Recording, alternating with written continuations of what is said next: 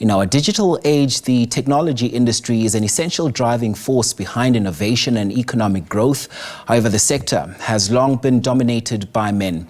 Addressing the gender gap in the talent pool highlights critical issues related to gender representation in the workforce, particularly in the technology sector.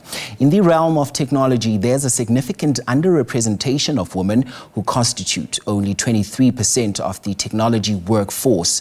Now, this lack of diversity not only perpetuates corporate exclusion, but also raises concerns about inherent biases in artificial intelligence algorithms and workplace tools. Such biases can reinforce existing inequalities and hinder women's contributions to the evolving economy. Here's Dr. Jane Usher, MBA Programme Coordinator at the Boston City campus, and joins us now for the conversation. Doc, thank you so much for your time this morning. So, today, we talk about fixing the leadership pipeline and how the broken rung in the corporate ladder prevents women from reaching executive roles. And I'd imagine this is a conversation that's been had years on end. Are we really making strides? Good morning, and thank you so much for inviting me and having me on this chat. So this has been going on for many years. And in light of the progress that has been made, if we carry on in the same vein, we will reach parity in about 2058. That's a little bit too slow. So it has been talked about, but we really need to focus on how are we going to properly bridge this gap and get women into the workforce that we need, because it's half the talent pool. So when we talk about the broken rung, this is a very important part of the whole system of ensuring that women start moving into the places of senior leadership, senior executive leadership. Because from the get-go, from the very beginning of when a woman starts work, they are not promoted at the same rate as men are. And that is that very first promotion from entry level to management.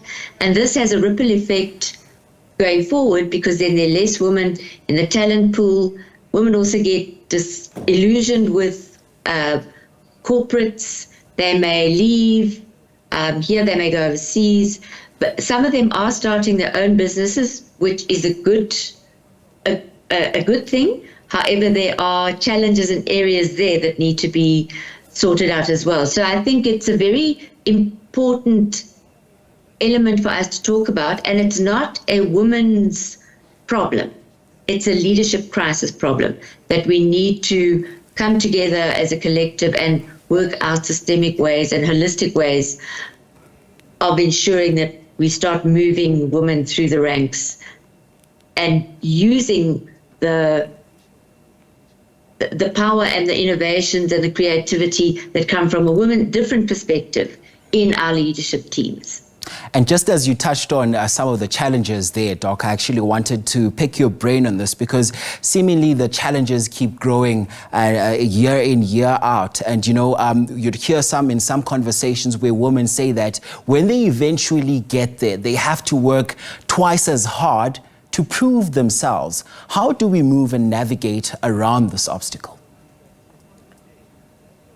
And that is one of those embedded, it seems to be kind of a corporate culture, or maybe just a limitation where women are, and it's something that women experience all the time.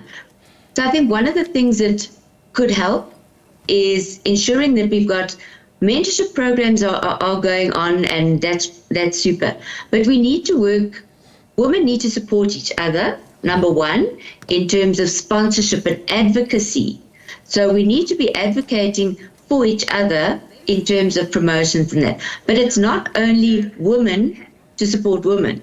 It's a collective. We need both women and men, young and old, to start working together to spot the talent and see the people who have that drive, who want to get to where they're going, can be going, and properly support and advocate for this.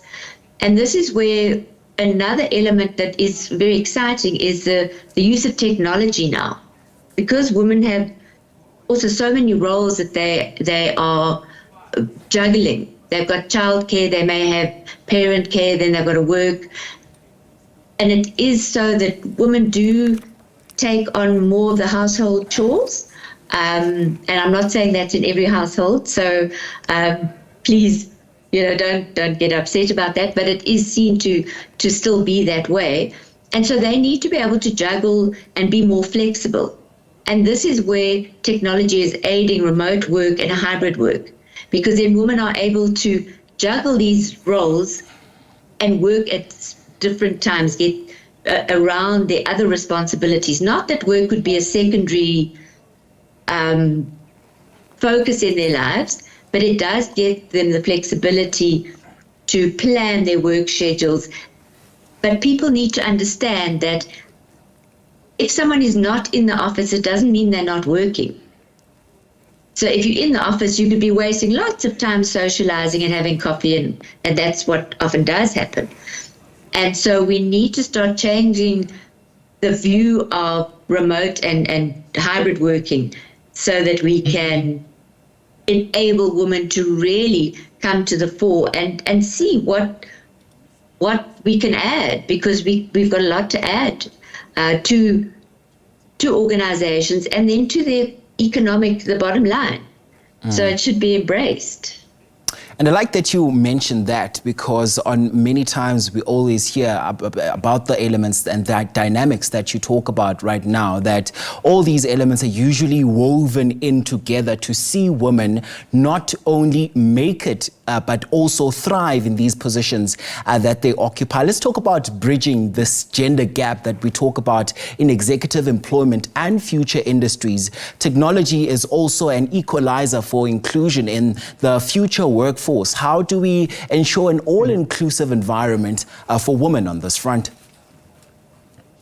Well, so that to me it's a big issue. It's an issue that we need to start addressing from the early stages of childhood, and I think it is getting better. Women and girls are seeing, no, I can do the same. I can do science. I can do maths.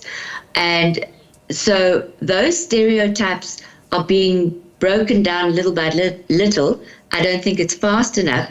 And to start encouraging women and on every level to understand that they can actually move into a job that was perhaps a male-dominated area, such as what people kind of see the tech industry as male-dominated.